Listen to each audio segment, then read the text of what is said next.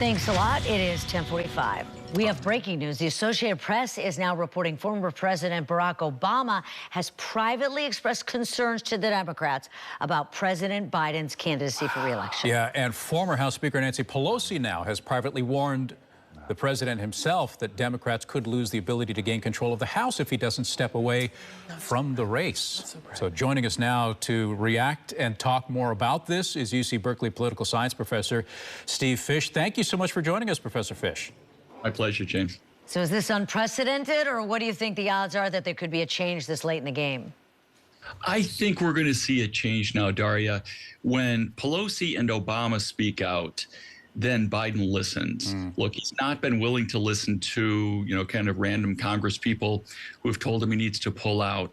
But when Nancy Pelosi, for whom he has the greatest respect, and Barack Obama, ditto on that, same thing, speak out, then he's really going to listen. And when they tell him that he's probably going to lose and he could cost the Democrats the House and the Senate, then I think there's a very good chance that he's going to step down. I'm looking at some of the reporting from CNN, particularly where they said once Pelosi confronted him in this private conversation with polling data showing that it's going to be a very uphill, almost impossible battle for the president, he apparently, according to these sources, pushed back and said, well, I've got data from other polls that show I'm still in this race. So he's, by all accounts, still determined to stay in this, and we are running out of time if a decision is going to be made, don't you think? That's right. And there are data on both sides. I saw some polls in the last couple of days that show him just a point or two behind President Trump. But the fact is he's been consistently behind former President Trump. And, in the swing states, things look especially grim. Ever since the debate, obviously his age has been a cardinal issue in this campaign. I think a lot of people are afraid that he's going to have more moments like that as the campaign goes on. He's still got another debate to go through if he stays in. What's he going to be like at the convention? I think Democrats are tired of just sitting around and kind of hoping that that he's not going to screw up again and holding our breath. I think what's more, a new candidate, whoever it is, Vice President Harris or another one of the leading Democrats, could really breathe life into the campaign. What's more, we have to remember, Biden is not as egoic as most politicians are. He's scrappy. He wants to fight for his right to run. But at the same time, it won't surprise me if he does what I think now is the right thing and pulls out.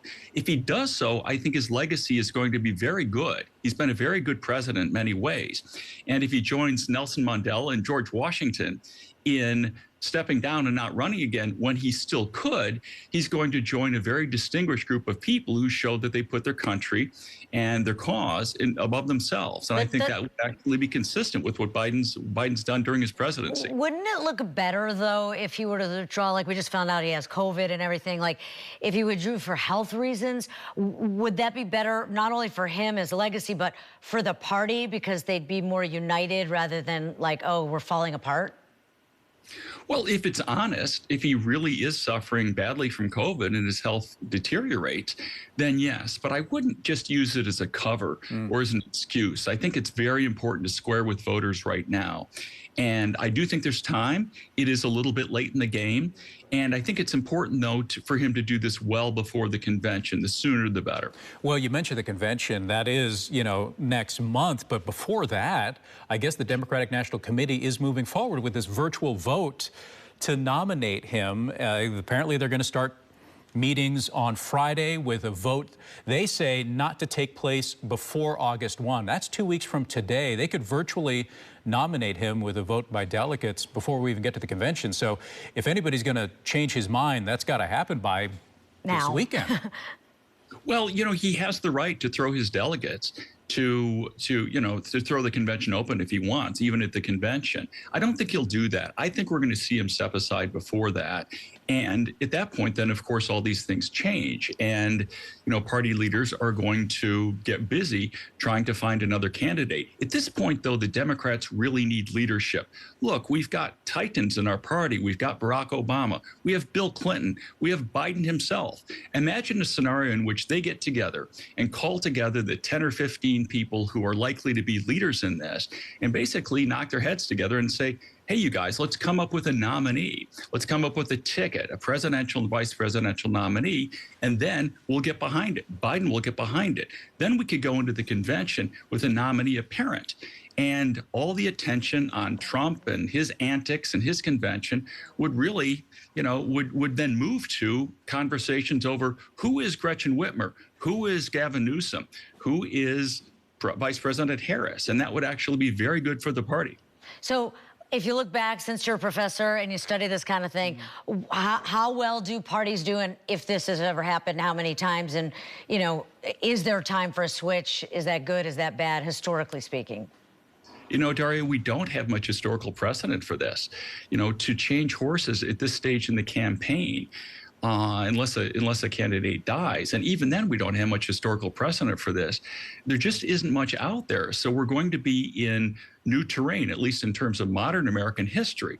So it's now incumbent upon Democratic leaders to really show that this can happen and they can pull off a smooth transition. Of course, it's not going to be entirely smooth. It'll be messy, but that doesn't necessarily derail the party. There's going to be so much new energy in the party and so much new excitement about whoever the candidates for president are, that I really think that being a little bit messy isn't going to be a problem. The important thing is to get it over with and let the party begin. Sooner rather than later, yeah, because I've been reading some of the discussions in the chat rooms that, are underneath, let's say, videos on YouTube that are following this story, and there is a lot of pushback between those who are saying we have to have this tough conversation and others that are Biden loyalists that are saying you're wrecking this party, we have to stay united behind Biden. And I wonder, I honestly do, if there is a switch, will that voting base be divided or will they come together? That's a good point, James. And I think a lot of it depends on how Biden handles it. If he makes it clear this is his decision, if he just says, look, I'm feeling my years here. I know you've seen it, and I am now bowing out voluntarily. I think that I think even his loyalists will get behind whoever the new candidate is. And look, the party's going to unite no matter what against Donald Trump. And I think a very large portion of the country will as well. All right. Thanks a lot for that perspective. We'll see what happens. Thank you, Professor Fisher.